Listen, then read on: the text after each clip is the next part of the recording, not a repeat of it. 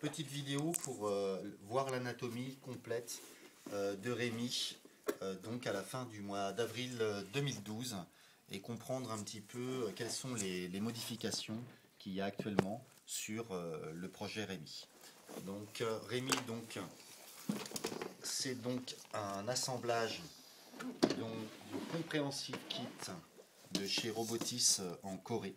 Et je remercie donc les 25 parrains de Rémi qui m'ont permis d'acquérir les pièces détachées de ce kit dont l'assemblage a été blogué. Et comme on le voit, il y a un certain nombre de modifications qui ont été faites sur le robot. Donc cette petite vidéo va me permettre de vous montrer les modifications qui ont été faites sur le robot. Donc en gros, qu'est-ce qui a été ajouté sur le robot? Donc ce qui a été ajouté, c'est ici, on va regarder ça de près, il y a tout le dispositif de contrôle du robot dans cette boîte que je vais vous montrer ensuite et qui me permet en fait d'externaliser ces réactions par rapport à une base de données qui se trouve sur internet et qui interagit avec des capteurs réels et virtuels. Ici on a un visage, donc, voilà, hop, hors batterie, on a un visage, d'accord, en Lego. Et ce visage en Lego, en fait, j'en ai un autre alternatif réalisé avec du scotch Chatterton noir. Donc, me permet de lui faire une petite tête très facile à reconnaître et à dupliquer dans le monde virtuel. Ici, j'ai des capteurs ultrasons SR04 qui coûtent environ 3 € en commandant en groupé sur eBay. Et ces capteurs ultrasons me permettent de détecter la présence d'humains ou la présence d'obstacles en direction du robot. Ici, on a une boîte de sticks pour filtre de cigarettes à rouler. Et donc, dans cette boîte, j'ai en fait raccordé une petite lampe, ici une LED infrarouge.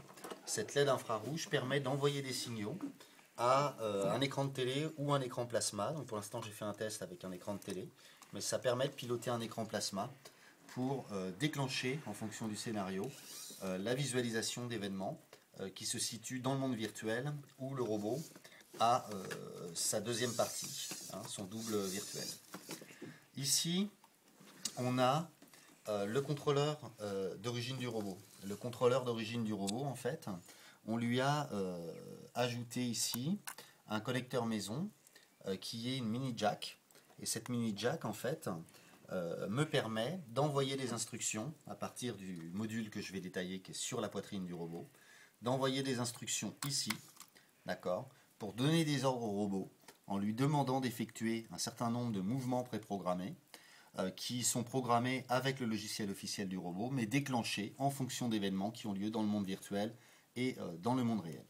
Ici, j'ai ajouté ce petit module gris qui est un tilt sensor et qui en fait contient une bille et qui est orienté, donc fixé avec un domino sur le côté du robot et qui me permet de détecter en fait une chute du robot. Donc si le robot chute en arrière, je le sais parce que le tilt se déclenche et que les capteurs ultrasons n'ont pas d'obstacle à moins de 10 cm. Si le robot chute en avant, le tilt se déclenche, mais les capteurs ultrasons détectent un obstacle à moins de 10 cm et je considère à ce moment-là qu'il est tombé sur le ventre et donc il faut lancer la séquence pour le relever sur le ventre. Ici, j'ai mis un élastique et cet élastique me permet de loger entre les deux moteurs principaux de hanche du robot une pile de 9 volts. Et donc cette pile de 9 volts ne prend pas de place et en passant par-dessous, entre les jambes du robot, je peux alimenter le module principal que je vais maintenant vous montrer. Donc on passe au module principal qui est celui fixé sur la poitrine de Rémi. Donc on va regarder un petit peu dans ce module principal.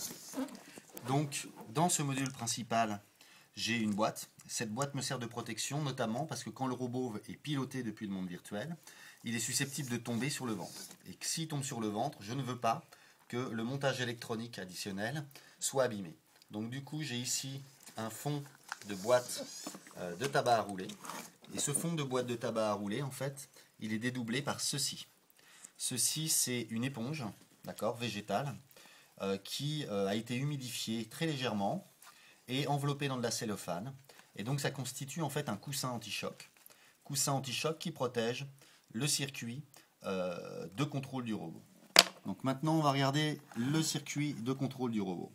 Donc le cerveau, évidemment, qui va échanger avec Internet, la base de données correspondant à l'état des capteurs du robot. C'est une carte, ici, Arduino Uno. Donc une carte d'open source hardware contrôlable. Et donc, cette carte peut échanger avec le port série d'un ordinateur, avec une distance équivalente jusqu'à 1 km en théorie, puisque c'est du modélisme, avec cette antenne. Donc cette antenne est extrêmement intéressante. C'est un module APC220. Ici, vous voyez l'antenne. Ici, vous avez un circuit. Et sur ce circuit, j'ai, vous voyez, mis des connecteurs, ici, des fils. Ces fils-là, je les ai reliés à ma carte Arduino. Et ma carte Arduino, elle communique également avec les capteurs ultrasons, le tilt sensor qui est, on a vu tout à l'heure, derrière le robot, et sur sa tête, le système d'émission infrarouge.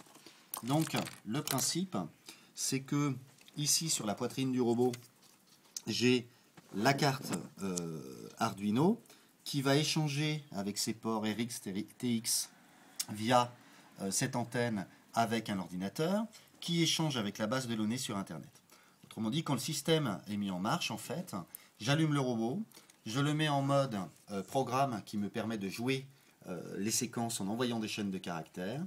Je branche ici la carte Arduino et à partir de ce moment-là, le robot reçoit des instructions de l'ordinateur toutes les secondes et en fait même pas toutes les secondes, il reçoit en fait des alertes sur des changements d'état et ces changements d'état déterminent ses actions dans les mondes réels et virtuels.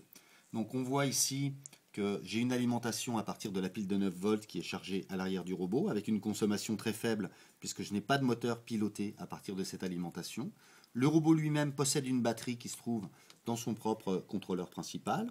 J'ai ici une sortie qui va dans la mini jack que j'ai montré tout à l'heure. J'ai les capteurs comme le tilt et le capteur ultrason qui sont câblés sur l'Arduino. Et j'ai les capteurs virtuels comme les capteurs réels qui modifient une base de données MySQL qui est scannée par une page PHP qui renvoie des caractères qui sont requêtés par des objets virtuels et un script en Python situé sur l'ordinateur qui envoie sans fil des instructions au module APC220 qui sont interprétées par la carte Arduino, qui envoie les commandes dans le contrôleur du robot, qui envoie du coup les instructions à la séquence de moteur qui fait bouger le robot comme vous l'avez vu dans les premières vidéos d'essai. Donc au total une carte Arduino, un module APC220 qui vaut une trentaine d'euros, il y a l'équivalent de ce module qui se branche sur un port USB sur l'ordinateur avec une autre antenne, le capteur ultrason environ 3 euros, la LED infrarouge à environ 2 euros, la mini jack soudée à 3 fils reliés à la carte Arduino à environ 2 euros, le tilt sensor à environ 1 euro, plus le vrai kit Bioloid de chez Robotist à 700 euros. La couverture ici avec le module de protection et des entailles qui permettent de passer l'antenne et l'alimentation électrique, l'éponge pour faire l'anti-choc, l'élastique pour faire la fixation, les Lego pour faire le visage de notre ami Rémi, bien sûr. Voilà, hop.